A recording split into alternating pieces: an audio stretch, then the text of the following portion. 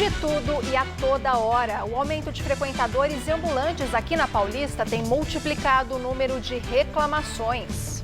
Além de manter a vocação de área de negócios e moradia, a Avenida Paulista assume uma outra vocação também, a da cultura e do lazer.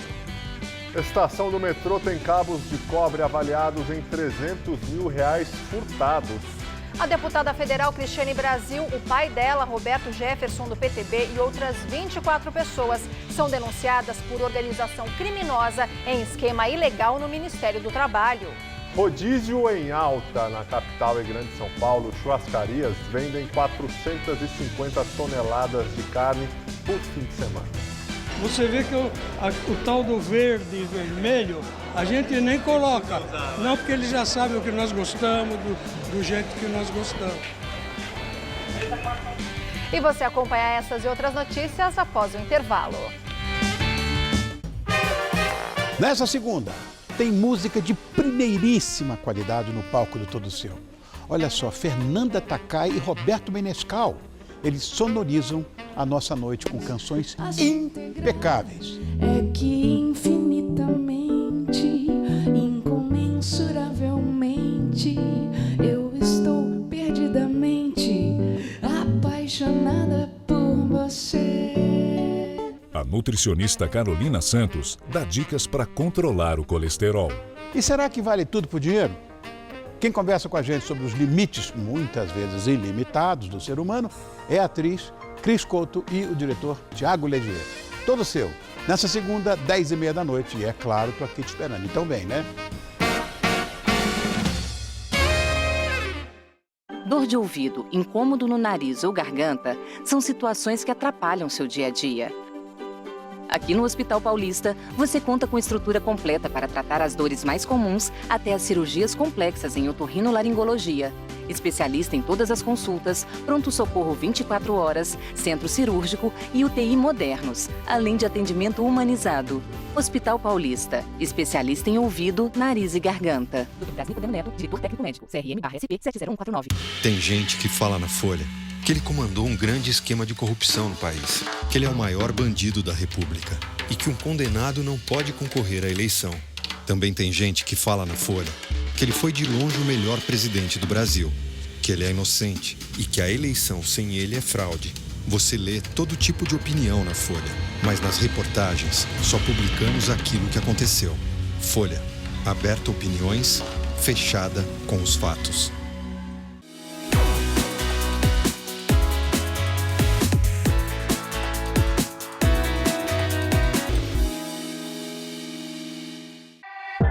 De escrever a sua própria história? Que tal dirigir a sua própria vida? Então corre pra cá que a sua hora chegou. Bem-vindo ao Universo Casper, um lugar certo para você pensar, criar e questionar. Na Casper, razão e emoção se unem para fazer diferente, fazer melhor. E você, aceita o desafio? Tem muita coisa nova te esperando por aqui. Faculdade Casper Líbero, Vestibular 2019. Paixão por comunicação. Próximo domingo. O entrevistado do Hora do Voto é Major Olímpio, candidato ao Senado pelo PSL. Hora do Voto, próximo domingo, 11 da noite.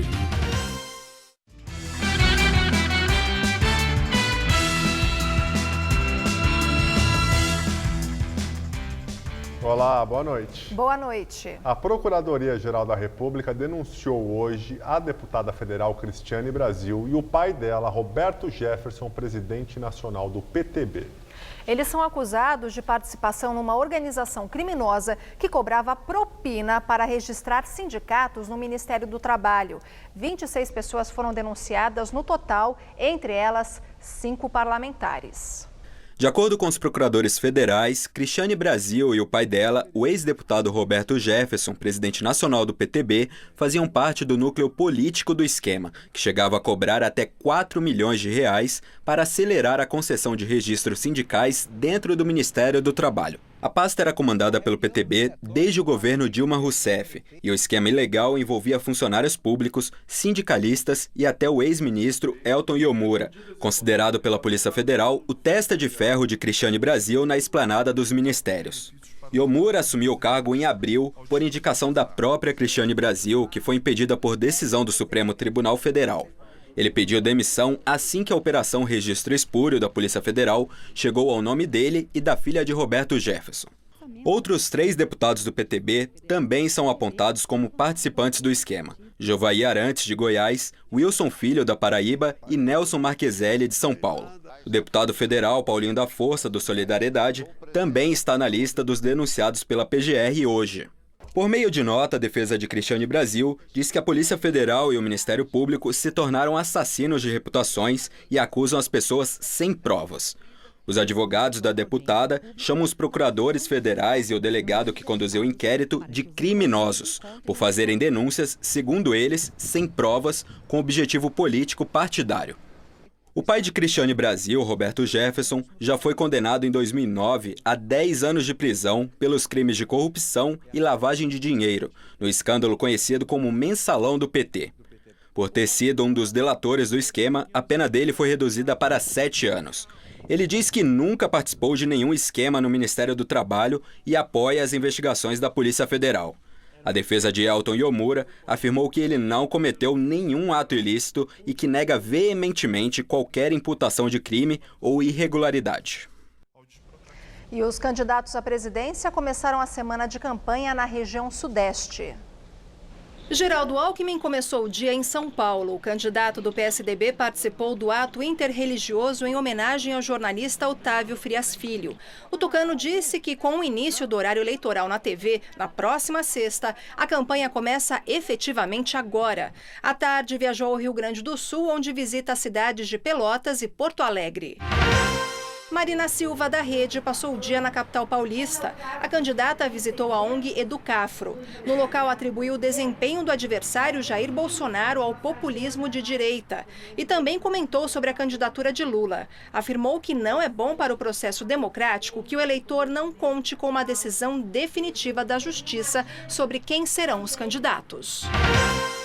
O candidato do PSL fez campanha no Rio de Janeiro. Jair Bolsonaro visitou uma feira popular. Ele disse que não está preocupado com a análise da denúncia amanhã no STF, em que ele pode se tornar réu por racismo. Sem citar nomes, afirmou que a intenção é criar um fato político. O candidato também criticou o Supremo. Disse que a corte não pode legislar sobre o aborto. A acusação de uma jornalista que atua como influenciadora digital no Twitter envolve candidatos petistas. O partido nega, mas investiga as denúncias de pagamentos de comentários elogiosos a candidatos da legenda na mídia social. As procuradorias eleitorais de Minas Gerais e do Piauí vão analisar se houve irregularidades, o que pode gerar investigação formal. A acusação partiu da jornalista Paula Holanda. Ela afirmou que foi convidada pela agência de marketing mineira Lajoy para promover candidatos da esquerda em troca de dinheiro. A influenciadora digital, que tem quase 7 mil seguidores, aceitou escrever um tweet por dia de acordo com o tema que seria enviado por e-mail. Ela fez um para a senadora Gleisi Hoffmann, candidata a deputada federal pelo Paraná, e outro para o candidato ao governo paulista, Luiz Marinho, ambos do PT. Quando recebeu a terceira demanda, que seria para o governador do Piauí, Wellington Dias, que disputa a reeleição, a jornalista disse que percebeu que estava sendo pautada somente para candidatos do PT e não da esquerda em geral.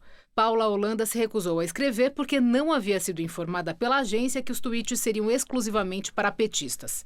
A jornalista fechou a conta no Twitter para novos seguidores e o site da agência de marketing Lajoy está fora do ar. Uma resolução do Tribunal Superior Eleitoral, editada no final do ano passado, proibiu propaganda paga nas redes sociais na campanha de 2018. A multa para quem descumprir é de até R$30 mil. O advogado do PSDB no Piauí, Carlos Yuri, da coligação Piauí de Verdade, já protocolou no Tribunal Regional Eleitoral uma representação por propaganda irregular, feita pela coligação A Vitória com a Força do Povo, de Wellington Dias. Outra influenciadora digital que diz ter participado da ação é Juliane. Ela, que tem mais de 45 mil seguidores no Twitter, publicou um elogio ao candidato do governo paulista, Luiz Marinho. Ela afirmou que se arrependeu de postar conteúdo favorável há dias. O governador Wellington Dias nega que sua campanha tenha contratado influenciadores digitais. A CEO da agência LaJoy, Joyce Faletti, afirmou que a empresa existe há 8 anos e que a credibilidade da agência foi conquistada com muito trabalho e esforço. Após visitar o ex-presidente Lula na sede da Polícia Federal em Curitiba, a presidente nacional do PT, senadora Gleisi Hoffmann, afirmou que o partido nunca pagou por comentários pró-legenda no Twitter. Segundo reportagem do jornal Folha de São Paulo, a empresa BeConnected, que contratou os tuiteiros para falar bem dos candidatos do PT, é de um assessor do petista Miguel Correia Júnior, que concorre ao Senado em Minas Gerais. A startup está registrada no mesmo prédio onde Correia tem 2 empresas. Correia Júnior diz que não é dono da BeConnected, mas que já usou serviços da empresa. E os candidatos ao governo do estado iniciaram a 3ª semana de campanha focando a capital, interior e Baixada Santista. Paulo Scaff, do MDB, passou o dia em Sorocaba, onde visitou a Santa Casa e uma unidade do SESI. Ele criticou a segurança pública no estado, disse que a área é um desastre absoluto e prometeu investir nas polícias civil e militar. João Dória, do PSDB, esteve no Hospital Albert Einstein, na zona sul da capital. O candidato disse que vai ampliar o Corujão da Saúde.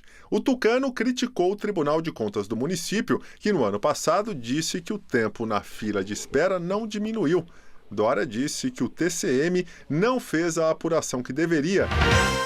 O candidato à reeleição Márcio França, do PSB, visitou as cidades de Taubaté, Caraguatatuba e Guararema. Em entrevista, afirmou que os índices de segurança pública no estado são os melhores do Brasil. No entanto, garantiu que vai aumentar o efetivo de policiais.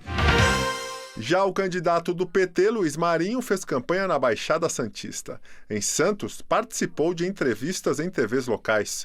O candidato também focou em segurança pública e em economia. O petista disse que São Paulo vive perdendo participação no PIB brasileiro constantemente.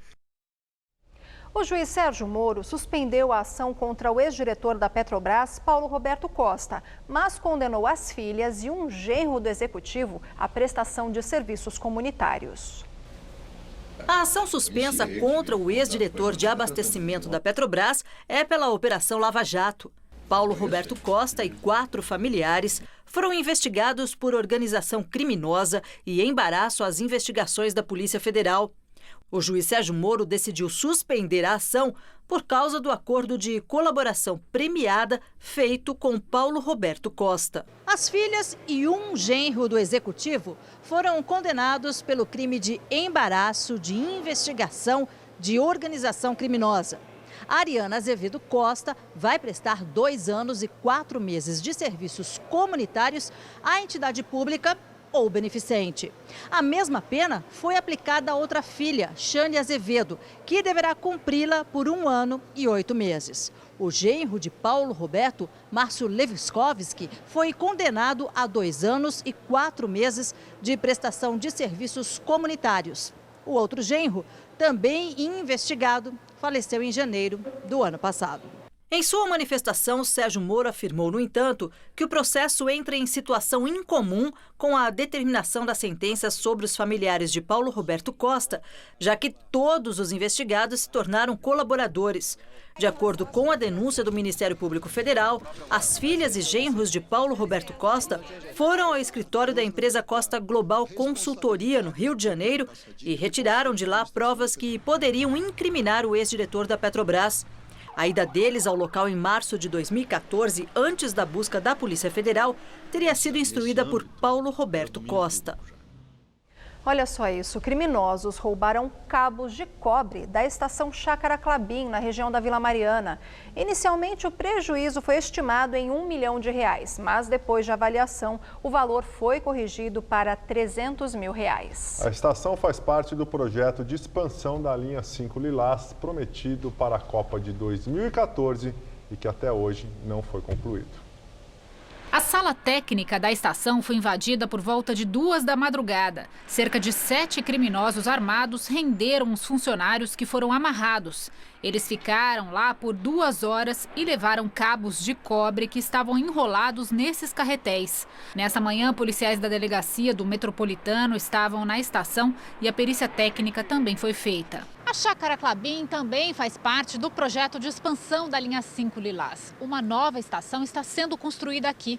O metrô ainda avalia se todo o material roubado seria utilizado para a iluminação desta obra. Mas já informou que o assalto não deve atrasar ainda mais a abertura da estação prevista para setembro, porque o material tem seguro. Na nova estação, a linha 5 será conectada à linha 2 verde. A obra, que quando concluída vai ligar o Capão Redondo à Chácara Klabin, está com 4 anos de atraso. O trecho expandido chegou a ser anunciado para 2014, ano da Copa do Mundo no Brasil. Ainda há 5 estações fechadas. As datas da entrega mudam constantemente.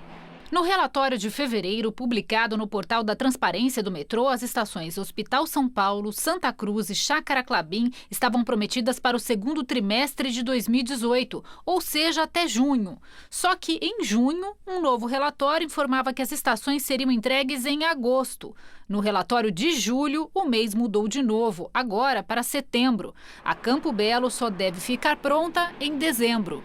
A estação Hospital São Paulo está quase pronta. O clima entre a população é de ansiedade. Parece que interminável. Quem sabe um dia sai, né? Isso vai demorar, sabe Deus até quando, né? É complicado fazer o quê, né? A única estação que não teve a data alterada foi a ACD Servidor, prometida para este mês. Sem gravar entrevista, funcionários que trabalhavam no local disseram que a estação deve abrir até sexta-feira.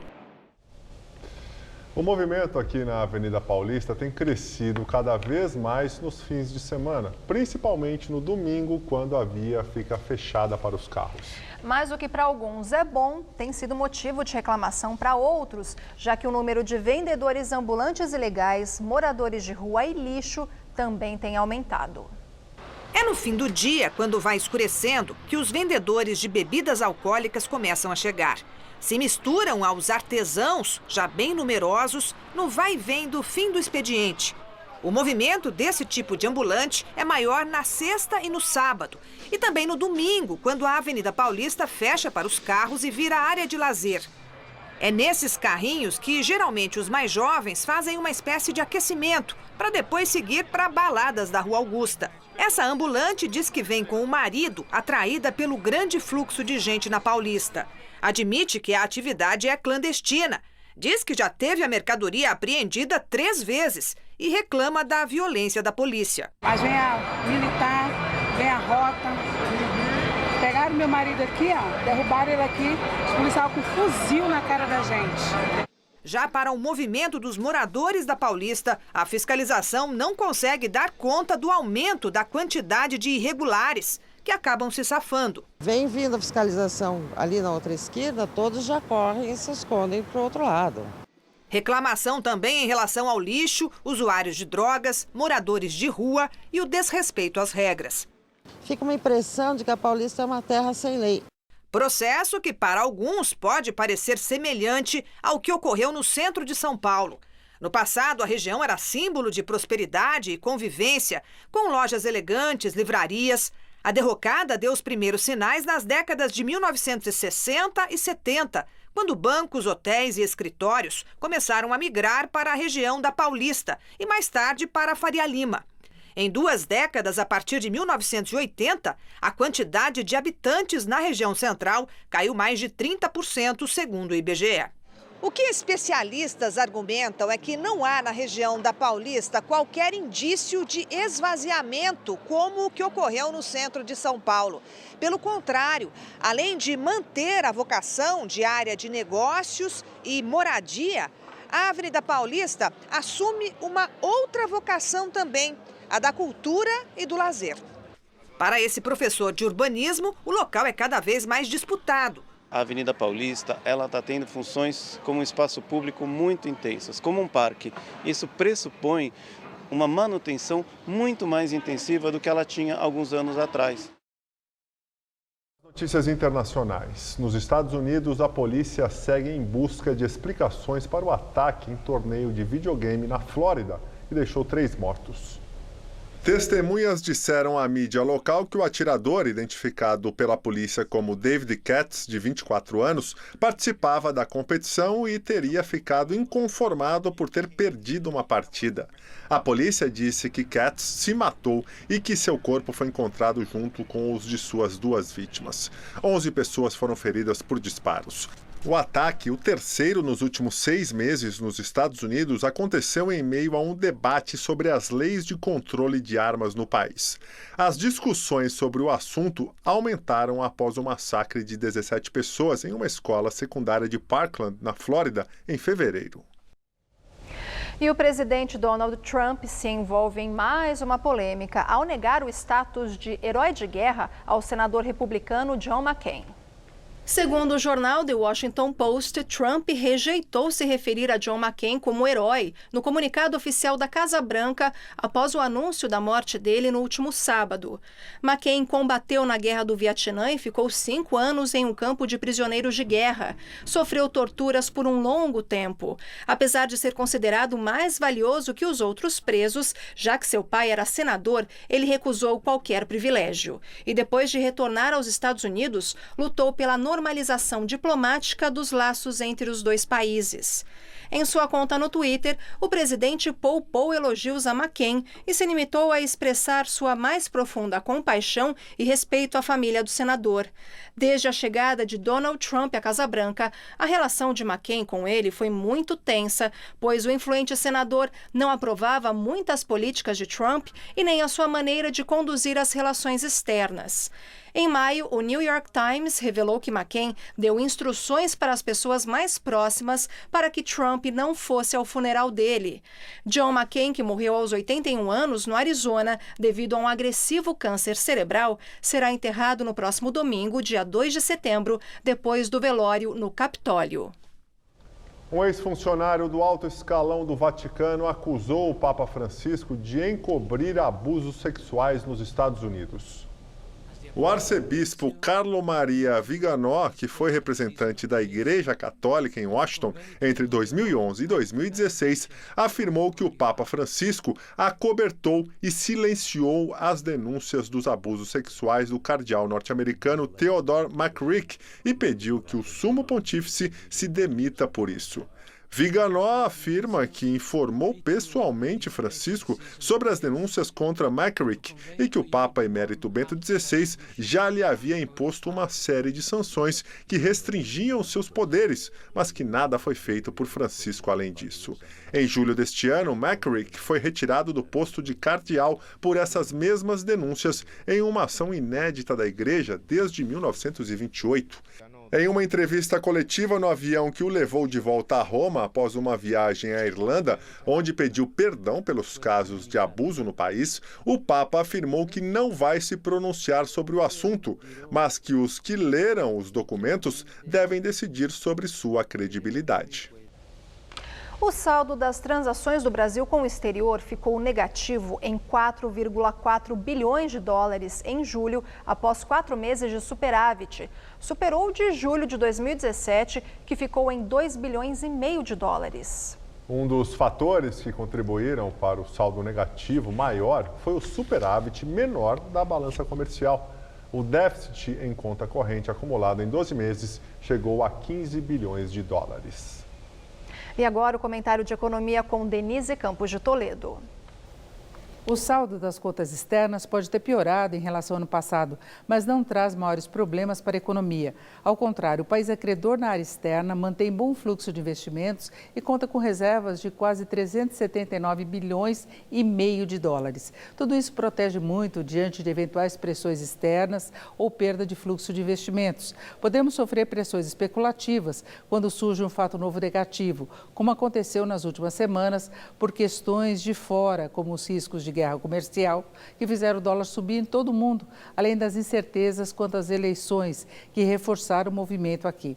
São questões que levam o mercado a ajustar posições, recomprar moeda, já que esperava a cotação bem mais baixa. Agora, o país não parece exposto àqueles movimentos típicos de fuga de recursos quando oferece risco maior mesmo.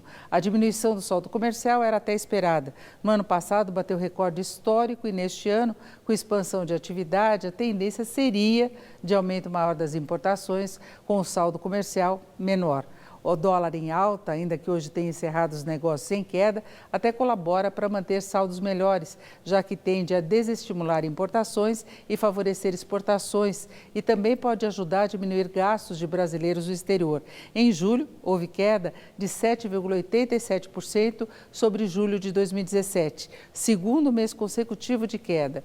Portanto, não há dificuldade maior do lado externo. O grande problema do Brasil é o desequilíbrio das contas públicas. Os rombos e o endividamento do governo afetam a credibilidade, criam expectativas piores dos agentes econômicos, podem levar ao adiamento de investimentos, além de gerar pressões inflacionárias com consequências sobre política de juros, trazendo mais desequilíbrio para a economia. É por aí que a reorganização deve começar. Boa noite. Como previsto, uma onda de frio invadiu São Paulo e essa última semana de agosto começou gelada. Agora, aqui na Paulista, faz bastante frio, viu? Apenas 14 graus. E será que a semana segue assim? Quem responde pra gente é a Mariana Armentano. Não segue fria, não. Ainda faz friozinho na madrugada, mas a tendência é de tardes mais quentes e com muito sol. Nessa madrugada, teremos mínima de 11 e máxima amanhã à tarde já de 24 graus, sem chuvas por aqui e o tempo continua firme. Na quarta, chega a fazer 26 graus e esquenta mais ainda na quinta-feira. A máxima prevista é de 28 graus aqui na capital. Para quem gosta de carne, os rodízios em churrascarias são sempre uma boa opção. Na capital e também na Grande São Paulo, segundo a Associação Brasileira de Bares e Restaurantes, são consumidas, em média, 450 toneladas de carnes por fim de semana. 1h da tarde já tem gente na fila esperando vaga numa mesa na churrascaria em São Paulo. E todos os fins de semana são assim. O salão, com capacidade para 400 clientes, está sempre cheio. São pessoas que gostam de saborear vários tipos de carne. Aqui o sistema é o rodízio, com preço fixo e comida à vontade. Hoje a gente serve mais de 40 tipos de carnes. Antigamente era 7, 8 tipos de carne. Hoje são mais de 40 tipos de carne para agradar o paladar de todas as pessoas. Então, a gente pesquisa junto ao cliente o que ele precisa. Para vir na churrascaria, a gente vai buscando no mercado também produtos de qualidade cada vez melhores. A churrascaria funciona há 20 anos no mesmo endereço. São 100 funcionários, entre chefes de cozinha, garçons e atendentes. E para dar conta desse movimento, o trabalho tem que começar cedo. As carnes são preparadas a partir das 8 da manhã, momento em que o fogo também é aceso. Só nesta churrascaria aqui na zona norte de São Paulo são consumidas cerca de 8 toneladas de carne por mês. Isso mesmo, são mais de 40 tipos com cortes variados. Mas para poder manter a casa assim, sempre cheia, foi importante também diversificar o cardápio. Tem camarão, lagosta, lula, mariscos e até carne de rã. Com tantas opções, o gerente afirma que 30% dos clientes nem chegam a consumir as carnes vermelhas. Tudo por R$ 139 por pessoa. Segundo a Associação Brasileira de Bares e Restaurantes, na capital paulista e na Grande São Paulo, existem cerca de 500 churrascarias, onde são consumidas, em média, 450 toneladas de carnes por fim de semana. Antônio tem uma churrascaria no Ipiranga, na zona sul de São Paulo. Conta que o movimento caiu cerca de 30% nos últimos anos, por causa da crise econômica no país. E que uma das alternativas para manter os clientes foi oferecer preços mais atraentes no rodízio. Nos sábados e domingos, por R$ 37,00, dá para saborear 16 tipos de carnes. Você vê que o tal do verde e vermelho, a gente nem coloca. Não, porque eles já sabem o que nós gostamos, do jeito que nós gostamos. Fiquei com fome. Vamos embora então, né? Nós ficamos por aqui. A edição de hoje pode ser vista no site do Jornal da Gazeta. Muito obrigado pela companhia. Tenha uma excelente noite, uma ótima semana. Até amanhã, Luciana. Até amanhã, Gabriel. Você vai pro rodízio de carne, eu vou pro de pizza. Boa noite. Assista agora ao programa Todo Seu com o Rony Fon. Até amanhã. Próximo domingo, 11 da noite, em Hora do Voto, confira a entrevista com o Major Olímpio, candidato ao Senado pelo PSL. Assista agora, Todo Seu.